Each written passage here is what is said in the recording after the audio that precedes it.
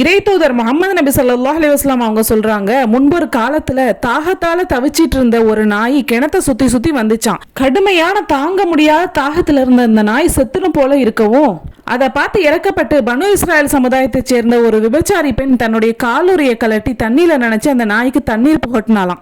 அதன் காரணமாக அவளுக்கு பாவ மன்னிப்பு வழங்கப்பட்டது. இந்த சம்பவம் நற்செயலுக்கான ஒரு சிறந்த எடுத்துக்காட்டுன்னு தான் சொல்லலாம். அது போல இன்னொரு சம்பவத்துல ஒரு பெண் பூனை வளர்த்தாலாம். அந்த பெண் நல்ல ஒரு வணக்கசாலியான பெண்ணாக இருந்தாலாம். ஒரு நாள் அந்த பூனையை வெளியில இறை தேட செல்ல விடாம கட்டி போட்டு வச்சுட்டு அவளும் அந்த பூனைக்கு உணவு கொடுக்காம இருந்துட்டாலாம். பசியால அந்த பூனை துடிதுடிச்சு இறந்துடுச்சு. இறைவனுடைய கோபத்திற்கு காரணமாகி அந்த பெண் நரகம் புகுந்துட்டா அப்படின்ற ஒரு சம்பவம் இருக்கு. பறவைகள் விலங்கினங்களுக்கும் பசி தாகம் இருக்குங்கிறத நம்ம உணரணும். அந்த காலத்துல எல்லாம் பாத்தீங்கன்னா வீட்டு வாசல்ல ஒரு பள்ளம் தோண்டி அதுல கழனி தொட்டின்னு வச்சிருப்பாங்க.